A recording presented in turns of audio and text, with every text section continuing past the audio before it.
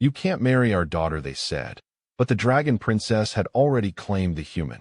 Before we dive into this story, drop a quick hi in the comments and tell me where you're watching from. It really helps support the channel. The throne room of the Draconis Empire stretched before Nathan Brooks like a cathedral of living flame, its walls pulsing with bioluminescent patterns that shifted between crimson and gold.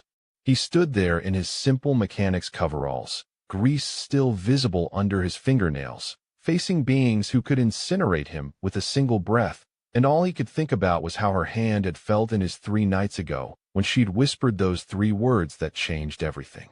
The Emperor Valkaris towered before Nathan, his scales the deep obsidian of volcanic glass, each one reflecting the amber light that cascaded from the crystalline ceiling high above. His eyes burned like molten copper, fixed on the human with an intensity that made the air itself shimmer with heat. Beside him stood Empress Solara, her scales a deep sapphire blue that seemed to hold entire galaxies within their depths, her presence somehow both terrifying and mesmerizing. Between them, her head held high despite the obvious tension, stood Princess Seraphina, and Nathan's breath caught in his throat just as it had the first time he'd seen her 6 months ago. Seraphina's scales were unlike any other dragon Nathan had encountered in his 2 years working at the Imperial shipyards, where most dragons bore the heavy, armored plating of their warrior heritage. Hers seemed to flow like liquid mercury touched with rose gold. They caught the light in impossible ways, creating patterns that reminded Nathan of sunset clouds and distant nebulae. Her eyes, currently locked with his across the vast expanse of polished obsidian floor, held that same fierce determination he'd fallen in love with, mixed now with something that looked dangerously close to fear. Emperor Valkaris spoke, and his voice was like grinding tectonic plates, each word carrying the weight of millennia of unbroken tradition. Your petition has been heard, human Nathan Brooks. You stand before the oldest bloodline in the known galaxy and request the hand of our daughter, the crown princess of the Draconis Empire, heir to a throne that predates your species' discovery of fire. By what right do you make such a claim? By what measure of worth do you believe yourself suitable for one whose lineage can be traced back 40,000 generations? Nathan had prepared for this moment. He'd spent 3 sleepless nights rehearsing what he would say, how he would appeal to ancient customs and demonstrate his value. He'd studied Draconis' history until his eyes burned, learned their formal greeting rituals until his muscles ached from the precise movements required. But standing there, with Seraphina's parents radiating disapproval like twin suns, all those careful preparations evaporated. With all due respect, Your Imperial Majesties, Nathan began, his voice steady despite the hammering of his heart. I don't claim any right based on lineage or wealth or ancient bloodlines. I love your daughter. She loves me. And where I come from, that's what matters. The temperature in the throne room dropped so suddenly that frost crystallized on Nathan's breath. Empress Solara leaned forward, her scales rippling with suppressed emotion. Love, she said, and the word carried such weight that Nathan felt it like a physical pressure against his chest. You speak of love as though it were something simple, something that overcomes all obstacles through mere sentiment. You are a mechanic, human, a skilled one, we are told, but a mechanic nonetheless. You work with your hands in grease and metal. Our daughter is destined to rule billions, to command fleets that span entire star systems, to make decisions that will echo through the centuries. I know what she's destined for, Nathan replied quietly. I've watched her study until dawn, seen her mediate disputes between colony worlds with wisdom that puts career diplomats to shame, witnessed her make the hard calls that save lives at personal cost. I know exactly who she is, Your Majesty. That's precisely why I love her. Seraphina made a small sound, barely audible, but Nathan heard it. He knew every sound she made, from her laugh that reminded him of wind chimes to the soft rumble she made when she was deep in thought. Emperor Valkaris rose from his throne, and the movement was like watching a mountain decide to relocate. He descended the steps with deliberate slowness, each footfall making the floor vibrate. When he reached Nathan, he towered over the human by at least 4 meters, his presence overwhelming. Steam rose from his nostrils as he examined Nathan with those burning eyes. You are aware, the Emperor said, his voice dropping to something that was almost conversational, but somehow even more intimidating, that no human has ever been bound in permanent union to a member of the imperial family. You understand that such a precedent would send shockwaves through every level of our society. The other noble houses already question our decision to allow humans such unprecedented access to our worlds, our technology, our culture. This union you propose would be seen by many as the ultimate degradation of our ancient ways. Nathan held the Emperor's gaze, though every instinct screamed at him to look away. Then maybe it's time your ancient ways evolved, Your Majesty. With respect, the universe has changed since those traditions were established. Humans and Dracones work together now. We've built entire colonies in partnership, fought side by side against the Void Raiders, shared our different strengths to create something neither species could achieve alone. How long are you going to pretend that keeping the bloodlines pure matters more than what two people mean to each other? The silence that followed was absolute. Even the ambient hum of the palace's systems seemed to hold its breath. Seraphina closed her eyes. Whether in pride or horror, Nathan couldn't tell. The Emperor's scales began to glow, heat radiating from him in waves that made the air ripple and dance. You dare, Emperor Valkaris growled, to lecture me on the evolution of tradition? You, who have walked this galaxy for barely a cosmic heartbeat, presume to tell me what matters? I presume nothing, Nathan said, and now his own anger was rising, burning away the fear. I'm not asking you to change your whole society. I'm asking you to let your daughter choose her own happiness. She didn't ask for this any more than I planned it. But it happened, and it's real, and it's worth fighting for. Father, Seraphina's voice cut through the tension like a blade of crystal. Please, let me speak. The Emperor turned, his expression unreadable. You have remained silent throughout this proceeding, daughter. We wondered when you would find your voice. Seraphina moved forward, her movements carrying that particular grace that Nathan had first noticed when she'd entered his workshop 6 months ago, her personal shuttle suffering from what she'd apologetically described as an unfortunate malfunction. She'd watched him work for 3 hours, asking questions that revealed a deep understanding of propulsion systems, and when he'd finally gotten the drive core purring again, she'd smiled at him in a way that made his carefully maintained professional distance evaporate like morning dew. I remained silent, Seraphina said, because I wanted you to hear Nathan without my influence coloring your perception. I wanted you to see what I see when I look at him. Not a human mechanic from a young species, but a person of integrity, intelligence, and courage. A person who sees me, truly sees me, not as a princess or a political asset or a symbol of ancient glory, but as Seraphina. She moved to stand beside Nathan, and though she didn't touch him, he felt the warmth of her presence like a physical force.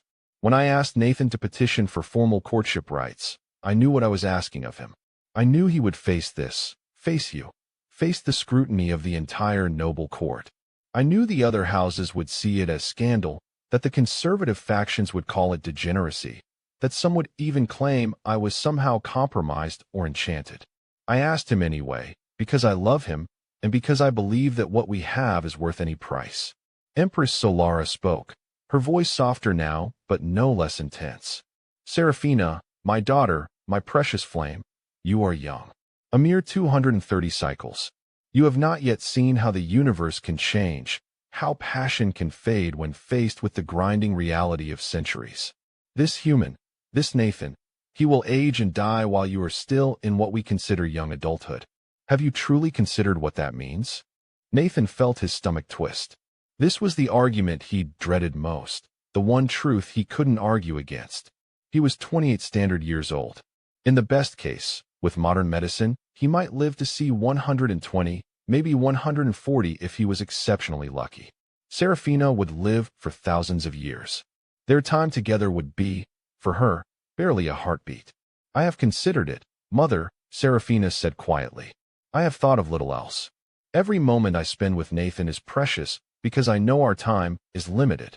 And yes, it will hurt. It will hurt more than anything I can imagine when time takes him from me. But I would rather have 50 years of true companionship than 5,000 years of suitable but empty union. The Empress's scales flickered, patterns of emotion rippling across them in ways Nathan had learned to read. She was wavering, he realized. The iron certainty he'd seen when he first entered was cracking. Emperor Valkaris, however, remained unmoved. Beautiful sentiment, he said, worthy of the poets and dreamers. But you speak of 50 years as though it were guaranteed. Have you forgotten that humans are fragile? Their bodies break easily, they sicken, they are vulnerable to threats that would barely inconvenience one of our kind. What happens when some accident befalls him? What happens when you must watch him suffer from age and infirmity while you remain unchanged? What happens when he is gone and you must continue for millennia with only memories? Then I will have those memories, Seraphina said, and her voice held such absolute conviction that even the emperor seemed taken aback. I will have known what it means to be truly chosen, not for political advantage or bloodline compatibility or strategic alliance, but simply for who I am. Can you honestly say that every moment of your 5,000 years has been more valuable than that? The emperor's scales rippled, and for just a moment, Nathan saw something flicker in those ancient eyes. Pain, perhaps, or recognition. The massive dragon turned away, looking up at the vast crystal dome above them, through which the twin moons of Draconis Prime were just becoming visible in the darkening sky. You speak words that echo uncomfortably with my own past, daughter, Emperor Valkaris said softly. You may not remember, you were barely hatched, but your mother and I did not begin our union as a matter of state convenience. She was of a noble house, yes, but not the match my parents wished for me. They wanted an alliance with the fire clans of the eastern reaches. I wanted Solara. We fought for 3 cycles to gain their acceptance. Empress Solara moved to stand beside her mate, and Nathan saw her place one elegant claw on his arm. A gesture of such simple affection that it seemed to transform them from imposing imperial figures into something more recognizable, more fundamentally real.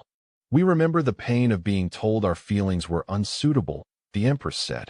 We remember being informed that passion was insufficient grounds for permanent union. But Valkaris, my love, this situation is different. We were both Draconis. We were both of compatible age and lifespan. We faced social obstacles, yes, but not biological impossibilities. Are they impossible, though? Nathan spoke up, and 3 pairs of eyes turned to him. He pressed forward, the idea crystallizing even as he spoke. You're right that humans are fragile compared to Draconis. Our lifespans are short, our bodies vulnerable. But that's been changing. In the past 50 years, human medical science has made advances that would have seemed like magic to our grandparents. We're learning genetic modification, cellular regeneration, consciousness preservation. Not to achieve immortality, maybe, but to extend our healthy years, to make what time we have richer and fuller. You speak of theoretical advances, the Emperor said dismissively. I speak of active research being conducted right now, Nathan countered. There's a team on Kepler Station working on cross-species medical applications. They've already successfully extended human lifespans by 30% using techniques adapted from Draconis regenerative biology. It's not perfect yet, and it won't make me live as long as Seraphina, but it might give us a century together instead of 50 years. And the research continues. Who knows what will be possible in 10 years, or 20? So your argument is that you might, possibly, theoretically live long enough to make this less tragic? The Emperor's tone was skeptical, but Nathan detected a thread of something else beneath it. Curiosity, perhaps. My argument is that the universe is full of unknowns, Nathan said. Maybe I'll live 50 years, maybe I'll live 150. Maybe that research will lead to breakthroughs neither of us can imagine. Or maybe something entirely unexpected will happen. But refusing to take a chance on something real because the future is uncertain seems like the worst kind of cowardice. And I've seen enough of the galaxy to know that every species, including yours, got where they are by people willing to take chances on things that seemed impossible. The Emperor studied Nathan for a long moment, and the human got the distinct impression he was being evaluated in ways he couldn't fully understand. Finally, Valkaris turned to his daughter. You are absolutely certain of this path? He asked. You understand that even if we give our blessing, there will be opposition? The other houses will not be silent. There will be those who see this as an insult to everything they hold sacred. Your life will become more complicated, more scrutinized, more dangerous perhaps than it already is. I understand, Father, Seraphina said. And I'm certain. The Emperor exchanged a long look with his mate, some wordless communication passing between them. Then he sighed, a sound like a volcano releasing pressure, and Nathan realized with shock that the ancient dragon suddenly looked tired. Very well, Emperor Valkaris said. We will not stand in your way. But neither can we simply grant our blessing without condition.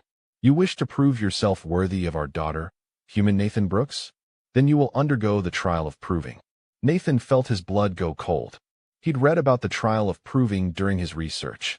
It was an ancient Draconis custom, designed to test the worthiness of those who sought to join noble bloodlines.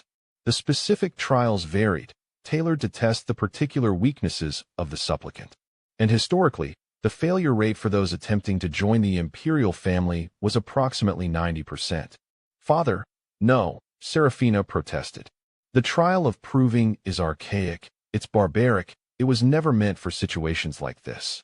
On the contrary, the Emperor said, his voice regaining its formal weight. The trial exists precisely for situations like this, where an unconventional match requires demonstration of exceptional qualities. If Nathan truly possesses the strength of character you claim, if his spirit is as resilient as his words suggest, then he will succeed.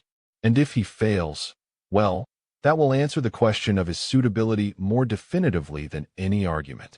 Nathan looked at Seraphina, saw the fear and anger warring in her expression. But beneath it, he also saw trust. She believed he could do this. More importantly, she believed in him, in who he was.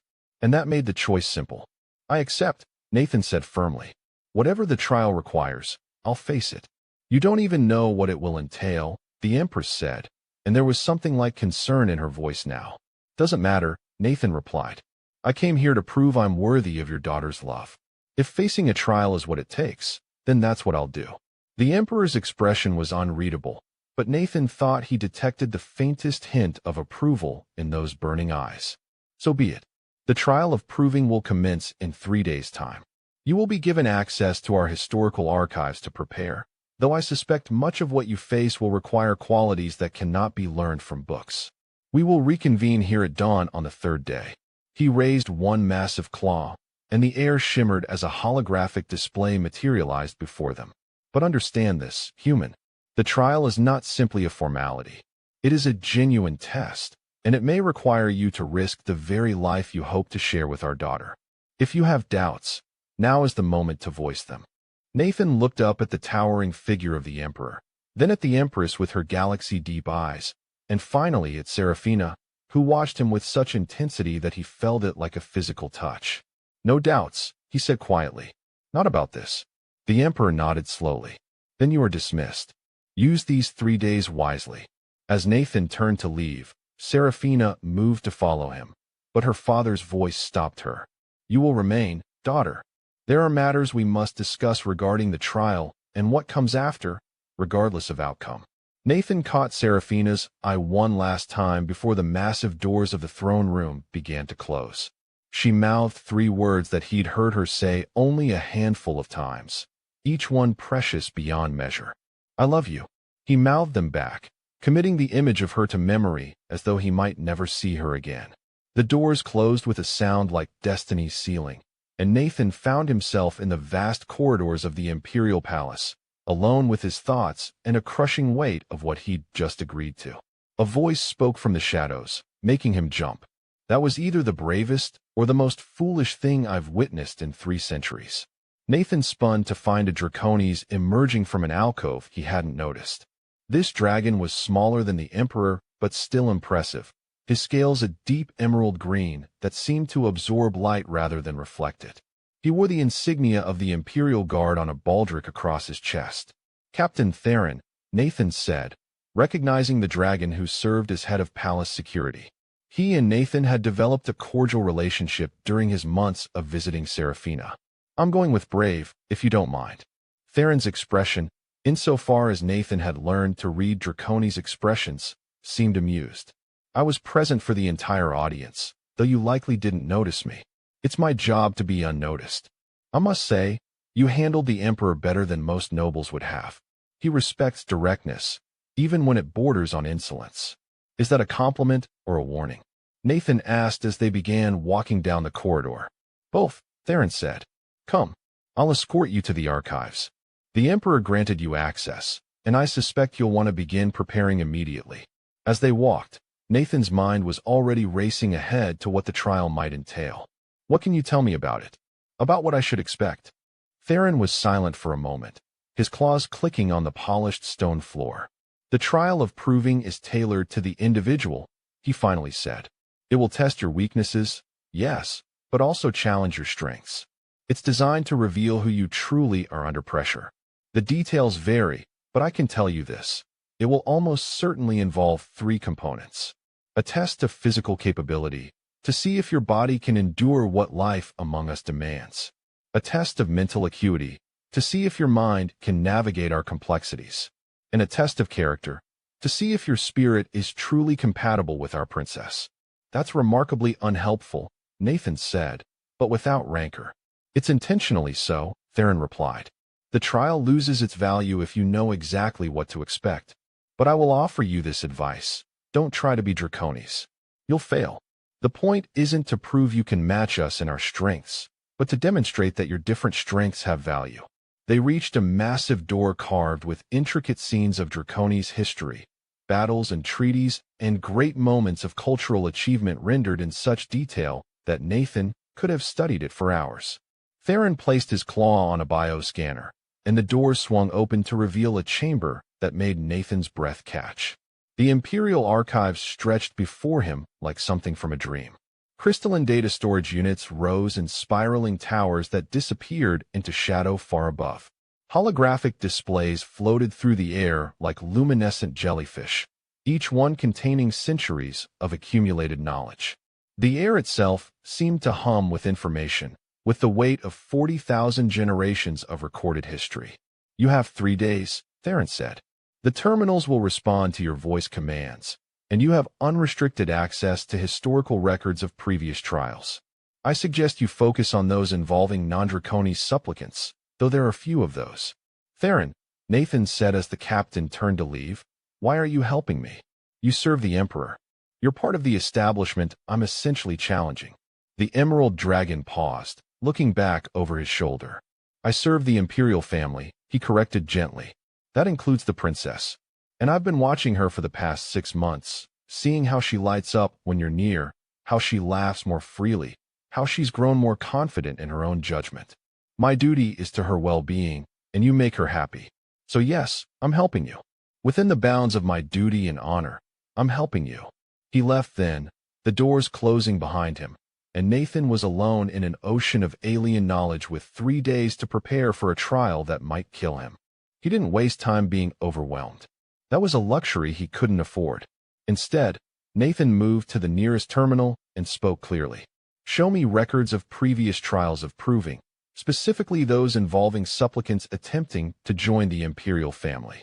The terminal chimed, and holographic displays began to populate the space around him. He saw immediately that Theron had been right. There were very few non-Draconis supplicants in the records. Most were other noble Draconis seeking to elevate their status through marriage. He watched recording after recording of dragons proving their worthiness through displays of strength, strategic thinking, and occasionally artistic or scholarly achievement. But there were a handful of others. A crystalline being from Andromeda Prime who had attempted to court an imperial prince 3,000 years ago. The trial had involved navigating a maze while maintaining absolute concentration despite increasingly intense psychic interference. The crystalline being had succeeded, though the marriage itself had only lasted a century before philosophical differences led to an amicable separation. A methane-breathing entity from the Cold Belt colonies, attempting to join the family 1,500 years ago. That trial had involved solving an impossible diplomatic crisis, mediating between 3 warring factions with incompatible needs. The entity had failed, unable to find the creative solution required. And one human, only one, and it had been nearly 200 years ago, before formal human-Draconis relations had even been established.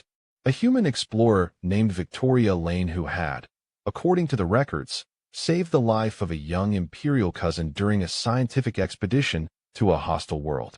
The cousin had fallen in love, and Victoria had agreed to face the trial. Nathan's heart pounded as he called up the details. Victoria's trial had been brutal.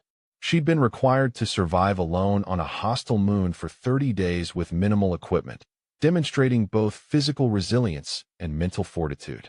Then she'd faced a complex strategic simulation, commanding a fleet against overwhelming odds. Finally, she'd undergone something called the clarification, where she'd been required to defend her worthiness before a council of elder dragons while under the influence of a drug that made lying impossible.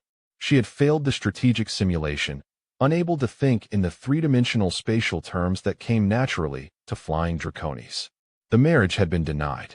Victoria had left the Empire, and Nathan could find no further record of what had become of her. He sat back, processing what he'd learned. The trials were tailored to expose weakness, but they were also designed to be barely passable. They existed on the knife edge between challenging and impossible. And the fact that he was human, with different strengths and weaknesses than draconis, meant his trial would almost certainly exploit those differences.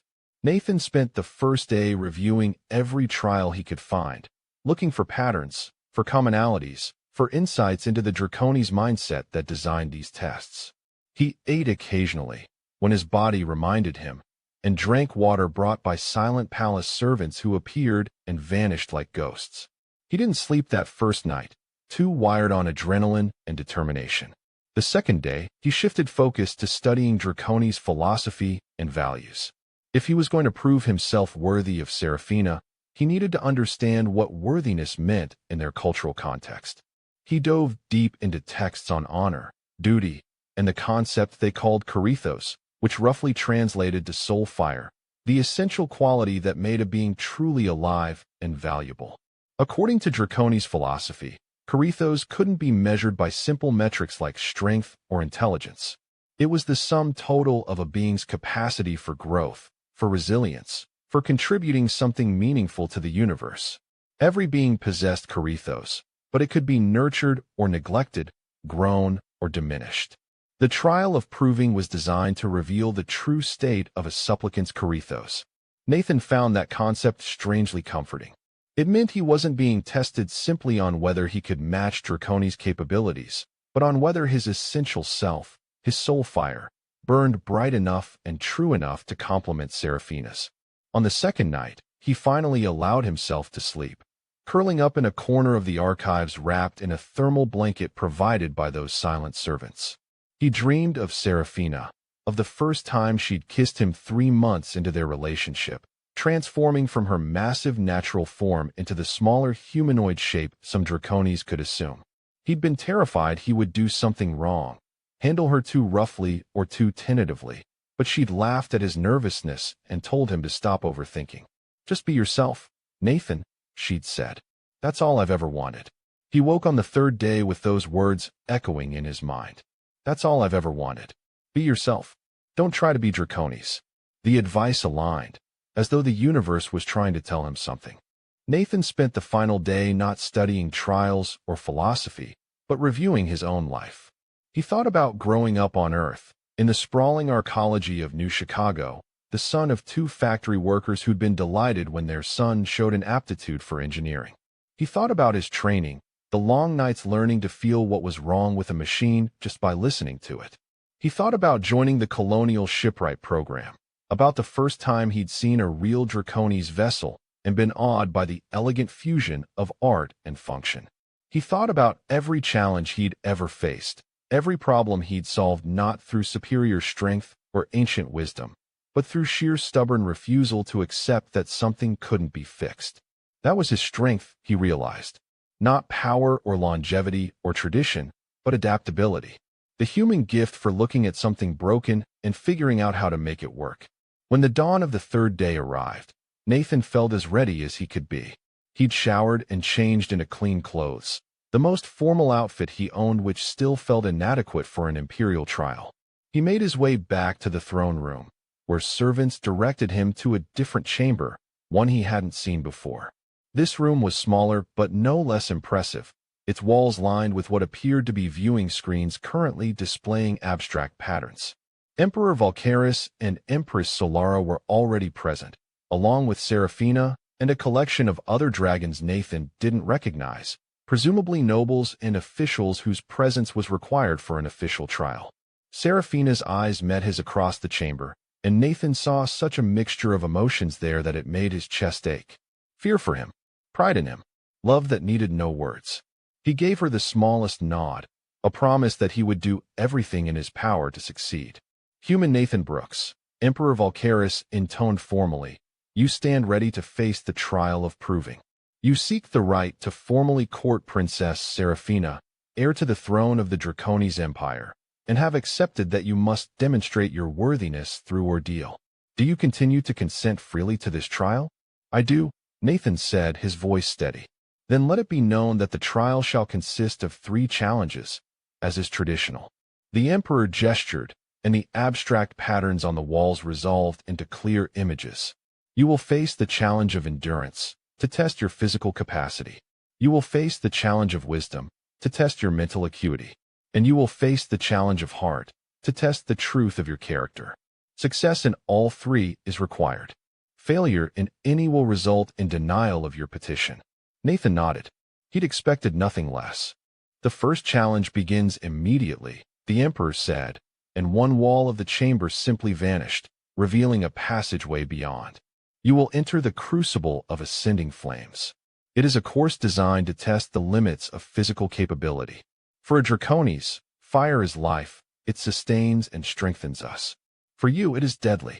You must traverse the crucible from beginning to end within 1 hour, retrieving the token of completion from the far side. You may use any tools or equipment you find within, but you may not receive aid from any other being. Nathan felt his mouth go dry. He'd expected a physical challenge, but somehow the reality of it was more intimidating than his imagination had prepared for. The chamber you will enter, the Empress added, her voice gentler than her mate's, contains temperatures that would be merely warm for our kind, but will be at the edge of human tolerance. The path is not simple. You will be required to climb, to balance, to navigate obstacles while your body struggles with heat exhaustion. We have installed safety measures that will extract you if your vital signs reach critical levels, but such extraction will constitute failure. Nathan looked at Seraphina one more time. She looked terrified, and he realized this might be even harder for her than for him. She had to watch, helpless, while he faced danger. I'm ready, Nathan said. Then begin, the Emperor commanded. Nathan walked through the opening, and immediately the heat slammed into him like a physical force. The air shimmered and danced, making everything seem unreal. The passageway opened into a vast chamber, and Nathan's heart sank as he saw what lay before him. The crucible was a nightmare of an obstacle course. Narrow beams suspended over pits that glowed with actual lava. Climbing walls that radiated heat so intense Nathan could feel it from 20 meters away. Swinging platforms, rope bridges, sections that required crawling through spaces barely large enough to accommodate a human body. And everywhere, the fire and heat that was sustenance to Draconis but potential death to him. A timer appeared in holographic display at the entrance. 60 minutes. Nathan took a breath, the air searing his lungs, and started moving. The first section was a balance beam, narrow and slick with some coating that made it nearly frictionless. Below, molten rock bubbled and popped. Nathan's instinct screamed at him to go slowly, carefully, but he knew he couldn't afford that luxury. Time was as much an enemy as the heat. He ran across the beam, arms outstretched, letting his body's natural balance compensate for the unstable surface. He made it across with only a heart-stopping moment in the middle where one foot slipped, and he had to throw himself forward in a controlled fall, landing hard on the platform on the far side. Pain shot through his knee, but he couldn't afford to acknowledge it. Already, sweat was pouring down his face, his coveralls growing damp and clingy. The next obstacle was a climbing wall with handholds that glowed red-hot. Nathan spotted a rack of tools mounted to one side and ran to it, finding heat-resistant gloves and boots. He yanked them on, blessing whoever had placed them there, and attacked the wall. Climbing while overheating was an exercise in controlled desperation. Every movement felt like it cost twice the energy it should. His muscles screamed protest. His lungs burned with each breath of superheated air. But Nathan had spent years working in uncomfortable conditions, in ship's engine rooms where the temperature could top 40 degrees, in the thin atmospheres of barely terraformed worlds. He knew how to push through discomfort. The gloves helped, but weren't perfect. He could still feel the heat through them. Not enough to burn, but enough to make every handhold an exercise in willpower. He climbed methodically, testing each hold before committing his weight, keeping 3 points of contact at all times. Engineering principles applied just as well to rock climbing as to starship repair. He reached the top of the wall and found himself facing a rope bridge that swayed and bounced with every step. The ropes themselves seemed to be made of some heat-resistant material, but they'd been positioned to pass through columns of flame that shot up from below at irregular intervals. Nathan watched the pattern of the flames for 30 seconds, timing them. There was a rhythm, complex but discernible. He waited for the gap, then moved, running across the bridge with desperate speed, feeling the heat of the flames as they erupted mere seconds after he passed each point. He made it to the far side with his arm hairs singed and his heart hammering. The timer showed 35 minutes elapsed. He was halfway through his time, but he had no idea if he was halfway through the course. The next section made him pause despite his urgency. It was a tunnel, barely large enough to crawl through, and it sloped downward toward what appeared to be a chamber of pure flame. There has to be a way through, Nathan thought. They wouldn't design a trial that's impossible, would they? He got down on his belly and started crawling, the heat now so intense that he could feel his skin starting to redden even through his clothes. The tunnel seemed to go on forever, and the smoke was starting to make him cough. Carbon monoxide poisoning, Nathan thought distantly. That'll get me before the heat does. Then he saw it. A side passage, barely visible in the flickering light, branching off from the main tunnel. Nathan squeezed into it, contorting his body in ways that would have been impossible if he'd been any larger. The side passage rose instead of descended, and after what felt like hours but was probably only minutes, he emerged into another chamber. This one was different. Cooler, though still hot by human standards. And there, on a pedestal in the center, was a crystalline token that pulsed with inner light. The token of completion. Nathan ran to it, grabbed it, and looked around for the exit. There, another passageway, this one mercifully straight and clear. He ran, his body moving on autopilot now, everything screaming for rest, but his will refusing to allow it. He burst out of the crucible into the observation chamber, the token clutched in his hand, and immediately collapsed to his knees. Cool air that felt like diving into a mountain stream, washed over him. Someone was spraying him with water, someone else was pressing something cold against his neck. Voices spoke in urgent dracones above him. He'd made it. The timer, he dimly noticed, showed 48 minutes. 12 minutes to spare. Impressive, Emperor Valkaris's voice cut through the fog in Nathan's head. You found the hidden passage. Many don't. They simply try to push through the main tunnel and fail. Nathan wanted to respond, but couldn't seem to make his mouth work. He settled for holding up the token instead. Rest, the Empress said, and her voice held something that might have been approval. The next challenge will begin in 1 hour. You've earned a respite. Nathan spent that hour in something close to a medical bay, being treated for second-degree burns on his hands and minor heat exhaustion. A dragon he didn't know, wearing the insignia of a physician, treated him with surprising gentleness while explaining that he'd come dangerously close to the extraction threshold several times. You have a remarkable pain tolerance, the physician observed. Most beings would have given up long before the tunnel section. I reviewed your biological scans. You were approaching the limits of human endurance. Had to, Nathan managed to say. His throat felt raw from breathing superheated air. The physician made a sound that might have been a chuckle. Indeed. Your determination is noted and will be reported to the Emperor. When the hour was up, Nathan felt marginally more human. The burns had been treated with regenerative gel that left his hands feeling tight but functional. He'd consumed what felt like gallons of water and electrolyte solution. He was, if not ready, at least capable of facing the next challenge.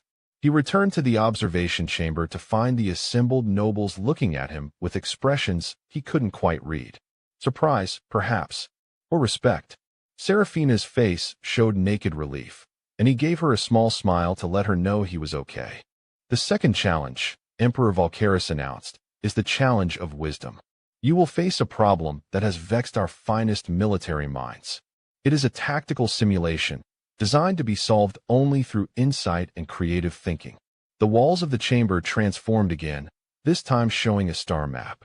Nathan studied it, seeing a cluster of systems, trade routes, and what were clearly marked as military positions. The scenario is thus, the Emperor explained. You command a small defensive fleet protecting a colony world.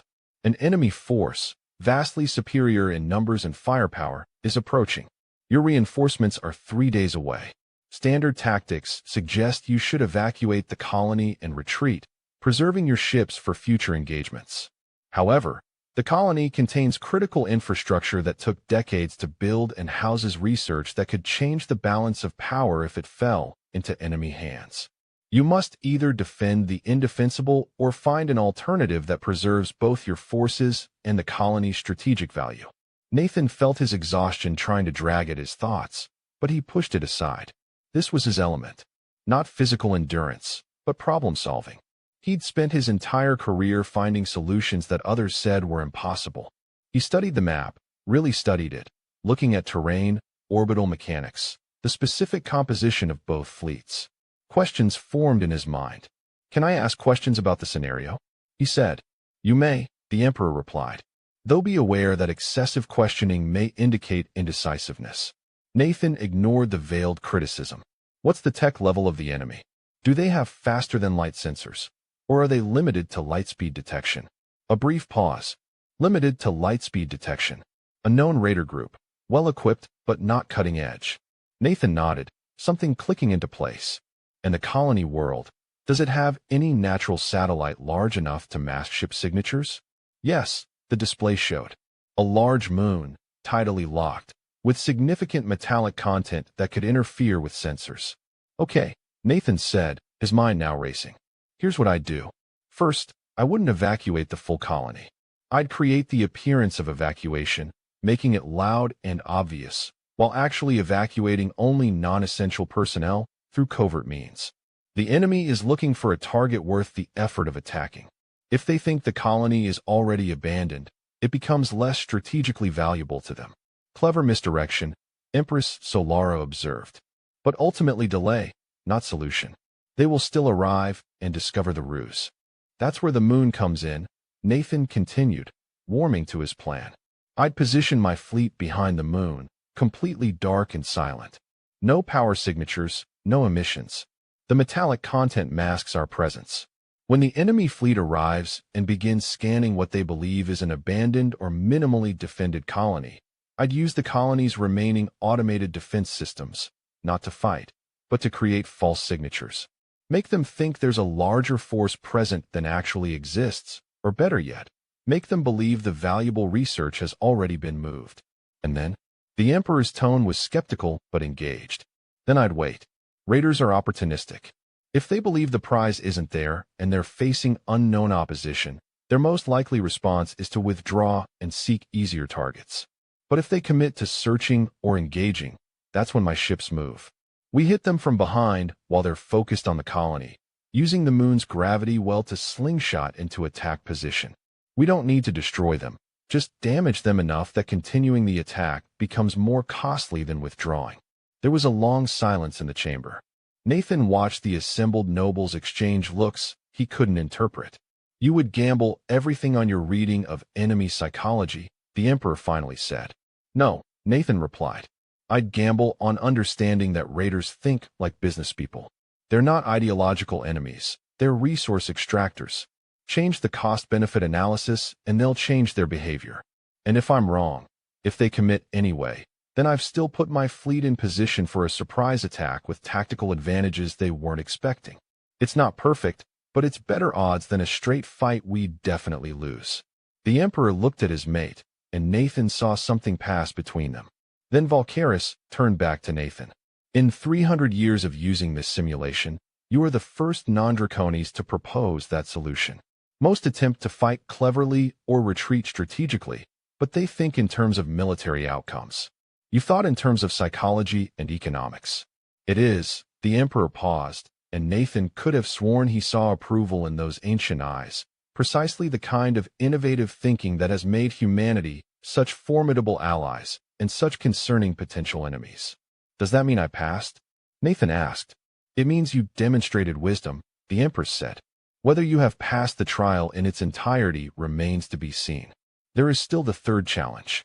Nathan's moment of triumph faded. The challenge of heart. The test of character.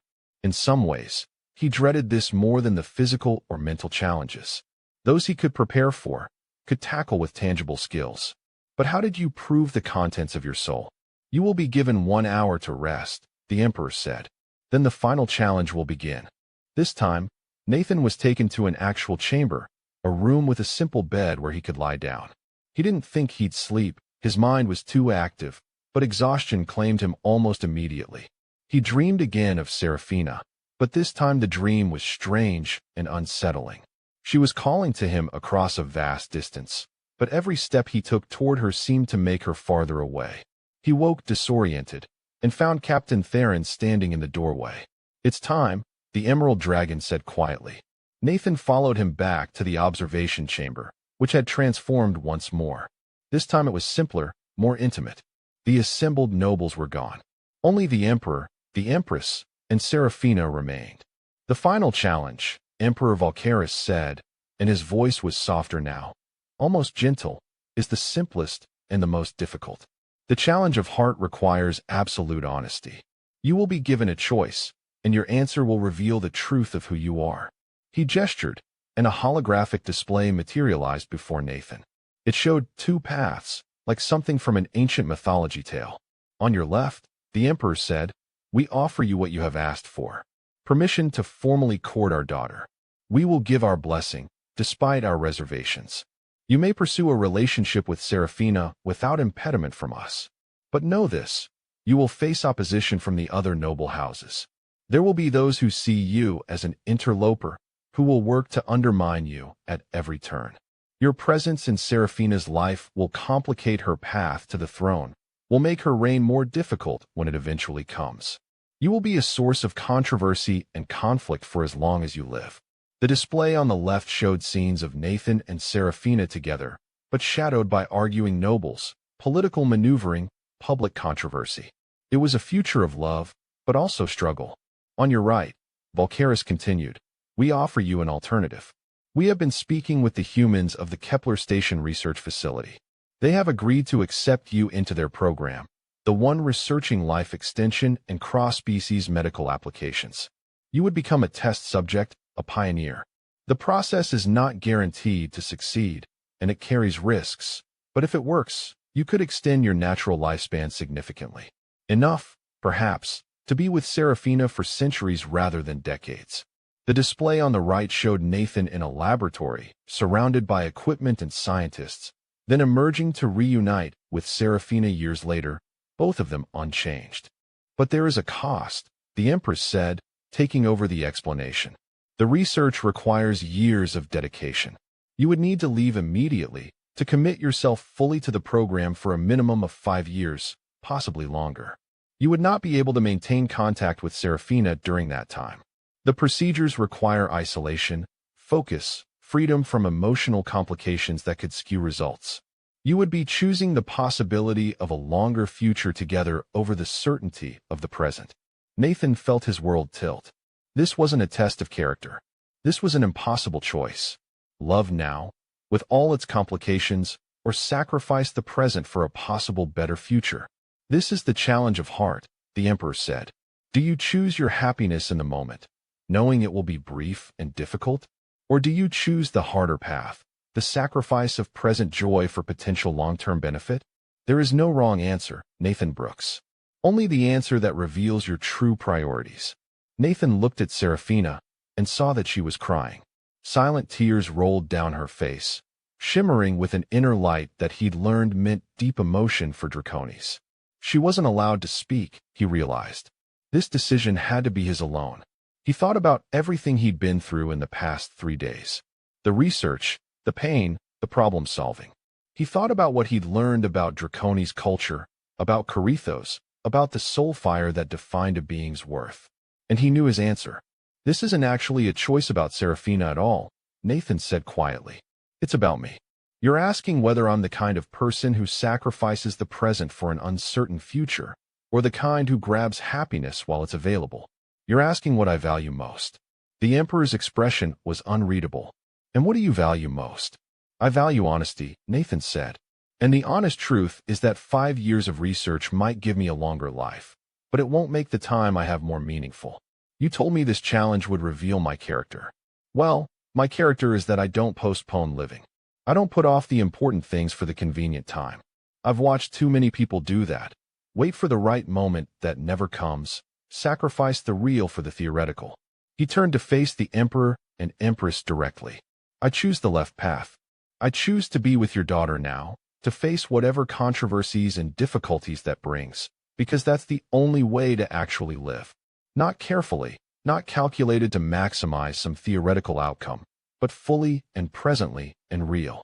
Yes, I'll have fewer years with her than I would if I'd been born Draconis. Yes, our relationship will make her life more complicated. But those years will be lived, not deferred, and those complications will be faced together, not avoided out of fear. The chamber was silent for a long moment. Then Seraphina made a sound, something between a laugh and a sob, and Nathan realized she was smiling through her tears. Emperor Valkaris and Empress Solara looked at each other, and Nathan saw something extraordinary. The ancient dragons were also crying, tears that glowed like molten metal tracking down their scaled faces. There is no Kepler station program, the Emperor said softly. Not as we described it. The research is real, but we invented the specific offer. It was a fabrication, a test of your priorities. Nathan felt something twist in his chest. You mean I could have chosen years of isolation for nothing? For a program that doesn't even exist? You could have chosen an illusion of safety over the reality of love, the Empress corrected. You could have decided that avoiding present difficulty was worth sacrificing present joy. Many do. They tell themselves they're being practical, but they're really being afraid. She moved forward, and for the first time since Nathan had met her, she transformed, shifting from her massive natural form to a more humanoid shape similar to what Seraphina could assume. She reached out and placed a scaled hand on his shoulder. My daughter chose well, she said. You are not Draconis, Nathan Brooks. You will never have our strength or our longevity or our ancient traditions. But you have something that many of us have forgotten in our thousands of years, the courage to embrace the fleeting moment. The wisdom to know that a short life lived fully burns brighter than a long life lived cautiously. You passed the challenge of endurance not because you are strong, but because you refuse to quit, the Emperor added, also transforming and approaching. You passed the challenge of wisdom not because you think like us, but because you think differently and see solutions we miss. And you passed the challenge of heart not because you made the objectively correct choice. There was no objectively correct choice, but because you made the honest one. Then, Nathan said, his voice barely working, I have your blessing? You have more than that, Valkaris said, and now Nathan could see that beneath the ancient dignity, beneath the imperial gravitas, there was a father who loved his daughter. You have our respect. You have our acknowledgement that perhaps, just perhaps, these ancient traditions needed to encounter someone who didn't see them as insurmountable. The Emperor placed his hand on Nathan's other shoulder, and Nathan stood there, supported by two of the most powerful beings in the known galaxy, feeling more humbled than he'd felt in his entire life. Seraphina was suddenly there, having crossed the distance between them in a blur of motion. She wrapped her arms around Nathan, and he held her as tightly as he dared, feeling her shake with emotion. I'm sorry, she whispered against his ear. I'm so sorry they put you through that. I didn't know about the false choice. I would have stopped them. Hey, Nathan said, pulling back just enough to look into her eyes. I'd face 100 trials if this is where they lead. The Empress cleared her throat gently. There is still the matter of the formal announcement. The other houses will need to be informed. There will be controversy, as we warned. Let there be controversy, Seraphina said, her voice steady now. Let them argue and debate and complain. Nathan proved himself by every measure that matters. If they can't see his worth, that's their failure, not his. Well spoken, daughter, Valkaris said. Then let it be known, by the authority of the Emperor of the Draconis Empire, and having passed the trial of proving, Human Nathan Brooks is granted permission to formally court Princess Seraphina. Let the historians record it. Let the noble houses debate it. Let the future judge whether we were wise or foolish. He raised his voice, speaking with the full power of his position. But I believe we are witnessing the beginning of something new. Not the degradation of our traditions, but their evolution. The universe is changing, has been changing since humans first reached the stars. Perhaps it's time we changed with it. Over the following months, the emperor's prediction about controversy proved accurate. The noble houses divided sharply on the issue. Some saw Nathan's acceptance as a necessary acknowledgement of the new reality of human Draconis relations. Others viewed it as an unforgivable breach of tradition. There were formal protests, angry debates in the Imperial Council, and at least 3 challenges to the emperor's authority that had to be carefully navigated. Through it all, Nathan and Seraphina remained at the center of a storm of their own making, and found themselves growing stronger for it. Nathan learned more about Draconis culture, about the intricate dance of politics and tradition that governed imperial life. Seraphina learned about human resilience, about the peculiar mixture of stubborn determination and playful irreverence that characterized Nathan's approach to life. They had their first official formal date 3 weeks after the trial, a carefully orchestrated event that was equal parts diplomatic function and genuine personal time. Nathan wore an actual suit, tailored to human proportions, but made from Draconis materials that shimmered like starlight. Seraphina wore jewelry that had been in the imperial family for generations, delicate chains of crystallized flame that wrapped around her neck and arms. They attended a performance of the ancient flame dances, a traditional art form where Draconis manipulated fire into complex patterns while flying through 3-dimensional space. Nathan, who couldn't fly and would be incinerated by casual contact with the flames, watched from a shielded gallery and found himself moved nearly to tears by the beauty of it. "That's your heritage," he said to Seraphina as they watched dancers whose families had performed these same movements for 10,000 years. "That's the tradition I'm becoming part of." "Not just becoming part of," Seraphina replied, taking his hand. "Changing, adding to, making new." These dances were exactly the same for millennia, but last week, the dance master approached me with an idea. They want to create a new form, one that incorporates human music and rhythm with traditional Draconis fire manipulation. They're calling it the fusion dance. "Because of us?" Nathan asked. "Because of us," she confirmed. "We're not destroying tradition, Nathan. We're showing that tradition can grow." Not everyone saw it that way. There were protests when they appeared together in public. Groups of conservative Draconis who held signs written in angular script Nathan was learning to read. "Keep the bloodlines pure. Humans go home. The Empire is not for sale." Nathan tried not to let it bother him, but some days were harder than others. After one particularly vocal demonstration outside the palace, he found himself sitting alone in the workshop that had been provided for him, staring at a piece of machinery without really seeing it. Captain Theron found him there. "I thought I might find you here," the Emerald Dragon said. "Bad day. Is it always going to be like this?" Nathan asked. "Am I always going to be the human who corrupted the princess?" Theron settled down on his haunches, a posture that Nathan had learned indicated serious conversation. "I've served the imperial family for 3 centuries, the captain said. "I've watched the Empire navigate crises of succession, wars that threatened our existence, plagues that killed billions. I've seen changes that, at the time, felt like the end of everything we held sacred." And Nathan prompted. "And the Empire survived," Theron said. "Not by refusing to change, but by changing wisely. There was a time when the idea of allowing non-Draconis onto our home worlds was considered unthinkable. There was a time when our empire's borders were considered sacred and absolute, when the idea of cooperating with other species was seen as weakness. Every time, there were those who said we were destroying ourselves. Every time, they were wrong." He fixed Nathan with those sharp eyes. "You're not corrupting anything. You're part of a natural progression, the next step in a journey that began when we first encountered other intelligent life. Yes, some will resist. Yes, it will be uncomfortable. But the alternative is stagnation, and stagnation is death for any civilization." Nathan took a breath, letting that sink in. "Thank you," he said quietly. "Besides," Theron added, standing to leave. The princess is happier than I've ever seen her. That alone makes you worth any amount of controversy. As seasons changed on Draconis Prime, Nathan and Seraphina's relationship deepened from courtship to genuine partnership. They learned each other's rhythms, their different ways of processing the world. Nathan taught Seraphina about human art and music, introducing her to everything from ancient classical symphonies to modern fusion jazz. She taught him the meditative practices of Draconis philosophy, showing him how to find the still point within himself even in chaos. They worked together on projects, combining their different skills. When a manufacturing complex in the outer colonies experienced critical failures, they traveled there together. Nathan analyzed the mechanical failures while Seraphina navigated the political complications of the various factions involved. The result was a solution that satisfied everyone involved and restored production ahead of schedule.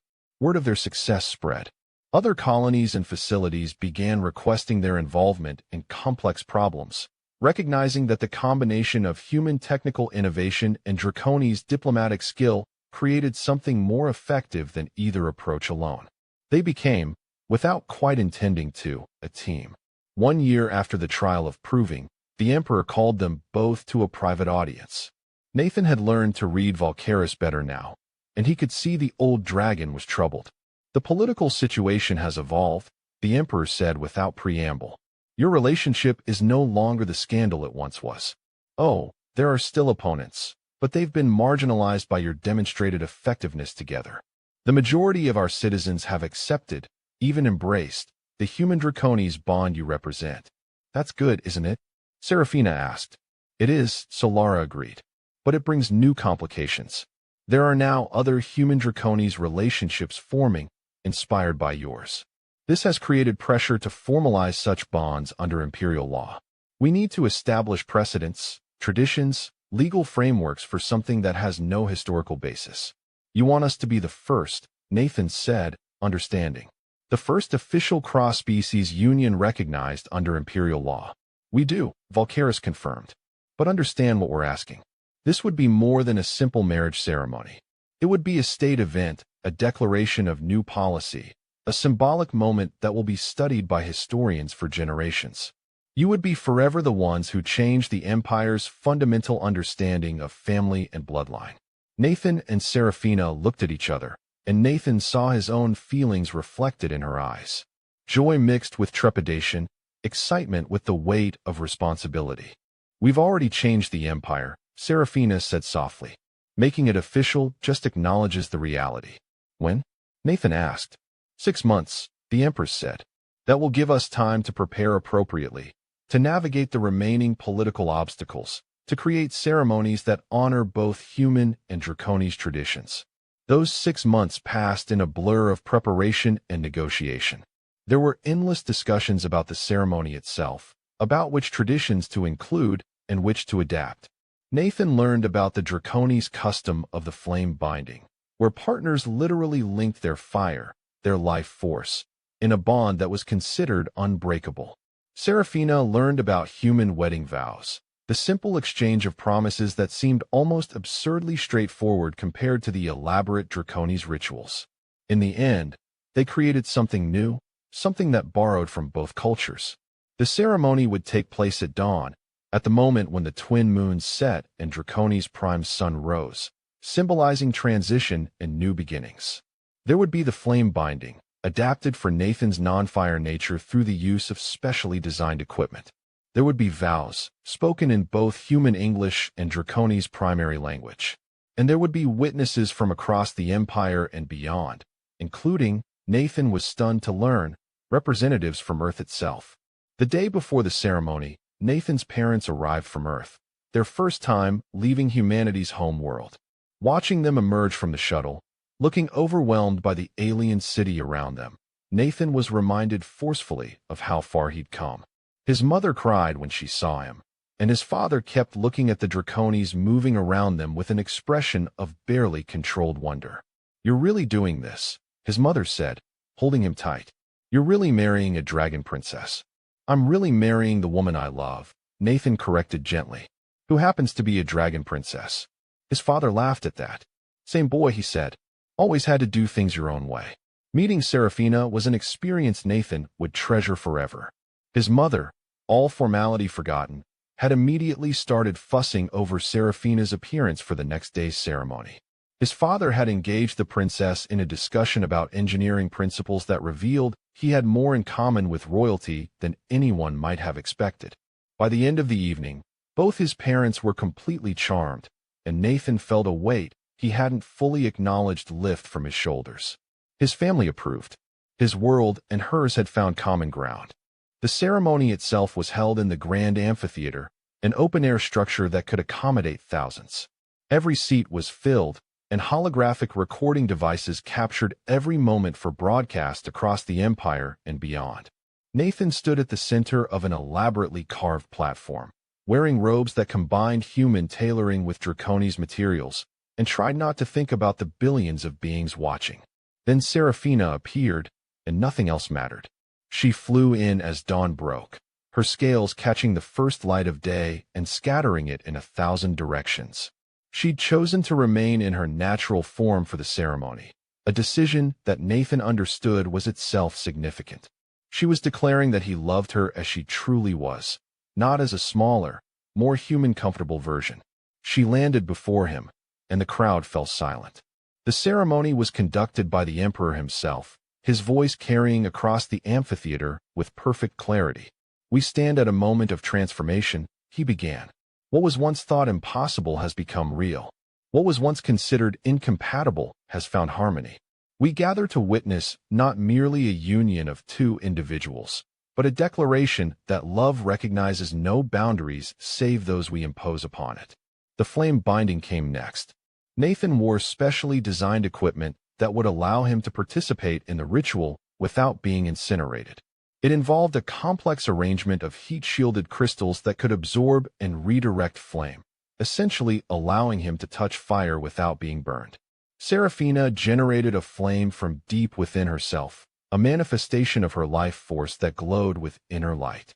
Nathan, following the instructions he'd rehearsed 100 times, created his own flame through the crystal apparatus. The two flames touched, merged, and for a moment Nathan felt something profound, a sense of connection that went beyond words or physical sensation. He felt her, felt the enormous presence of her consciousness, her determination and kindness and fierce protective love, and knew she felt him in return. Then came the vows. Serafina spoke first, in Draconis, her words a rolling cascade of sounds that Nathan had learned to understand. She promised to honor him, to see him truly, to share with him all her days and all her fire. Then Nathan spoke, in English, promising to stand beside her through every challenge, to support her in her duties, to love her without reservation for as long as his heart beat. "A human tradition," Serafina said, switching to English and a smile in her voice, "requires an exchange of rings. We have adapted this." She held out her claw, and on it rested 2 rings. One was sized for Nathan, made from a metal he didn't recognize that seemed to shift color in the light. The other was much larger, sized for her, made from the same material. "These rings are forged from star metal," she explained for the audience, "recovered from a meteorite that struck Draconis Prime 10,000 years ago. They contain trace elements from both our sun and yours, a literal joining of our different origins." Nathan took the smaller ring and slid it onto his finger, feeling its perfect weight. Then he took the larger one and, with Serafina's help, placed it on one of her claws where it fit as though designed for that exact spot. The emperor raised his voice in declaration. "By the ancient authority of the Draconis Empire, and by the new traditions we forged this day, I declare Nathan Brooks and Princess Serafina bound in permanent union. Let it be recorded in all the archives. Let it be celebrated across all the worlds. Let it be remembered that today, we grew beyond what we were." The crowd erupted in sound, a mixture of traditional Draconis flame bursts that lit the sky and human-style cheering and applause. Nathan looked up at Serafina, at his wife, and she looked down at him with such love that he felt his eyes burn with tears. She transformed then, shifting to her smaller form so she could properly embrace him, and they kissed while the crowd roared approval and the sun rose fully over Draconis Prime, bathing everything in golden light. The celebration that followed lasted 3 days, as was Draconi's tradition. There were formal banquets and informal gatherings, presentations from allied species, and artistic performances from across the Empire. Nathan was introduced to so many beings that their names and faces blurred together, but he tried to greet each one with genuine warmth. On the third night, he and Seraphina finally had a moment alone, standing on a balcony overlooking the Imperial City as it glittered below them. "We did it," Seraphina said softly. "We actually did it." "Did you doubt?" Nathan asked. "Every single day," she admitted. "I kept waiting for something to go wrong, for some complication we hadn't foreseen." "There will be complications," Nathan said. "There always are. But we'll face them together." She leaned against him, and they stood in comfortable silence, watching the city lights and the stars beyond. "You know," Seraphina said eventually, "when I first saw you in that workshop, covered in grease and swearing at a malfunctioning drive core, I thought you were the most charmingly absurd creature I'd ever met." "High praise," Nathan said dryly. She laughed. "I mean it. You were so focused, so completely absorbed in solving this problem. You barely noticed me at first, even though I'm a princess and people usually fall over themselves when I enter a room. You were just annoyed that I was standing in your light. That drive core was being particularly difficult." Nathan defended himself. "I know," she said, "and I love that you cared more about fixing it properly than about impressing me. It made me want to know you, this human who saw a problem and simply refused to accept that it couldn't be solved. That's basically been my approach to our entire relationship," Nathan pointed out. "I know," Seraphina said, "and it's why we're here. Because you refused to accept that we were impossible." They stayed there until the twin moons rose, talking and planning and dreaming about the future they would build together. A future that neither of their species had imagined possible just years before. A future that would be measured in decades rather than centuries, but would burn bright enough to light the way for others. In the years that followed, Nathan and Seraphina became more than symbols. They became leaders in their own right, using their unique partnership to bridge gaps between species and solve problems that had seemed intractable. They advocated for greater cooperation between human and Draconi's research institutions. They mediated in conflicts between colony worlds. They raised children, hybrid beings that should have been impossible but existed because love found a way. There were still opponents, still those who muttered about diluted bloodlines and lost traditions. But they were increasingly drowned out by the voices of those who had been inspired by what Nathan and Seraphina represented. Cross-species relationships became more common, accepted, celebrated. The Empire evolved, as Theron had predicted it would, adapting to a new reality that included rather than excluded. Nathan did eventually participate in the life extension research, though not through the fabricated program the Emperor had invented for the trial. The real research program, inspired in part by his relationship with Seraphina, made steady progress. He would never live as long as a Draconis, but the decades they had together stretched into a full century, then beyond.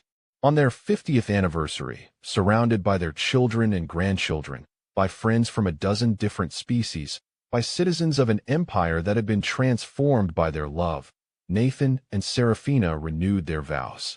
They were older now, Nathan with silver in his hair and lines on his face that spoke of a life fully lived, Seraphina with subtle changes to her scales that only he could detect, markers of time, even for her long-lived kind. "You were right," Emperor Volcaris said during the celebration. He was older too, though he would live for millennia more. "The day of your trial, when you chose the present over the uncertain future, you were right. You've built something that 1,000 years of careful planning could never have achieved." "We just loved each other," Nathan said simply. "Everything else followed from that." "Sometimes," the Emperor replied, "that is enough. Sometimes, that is everything."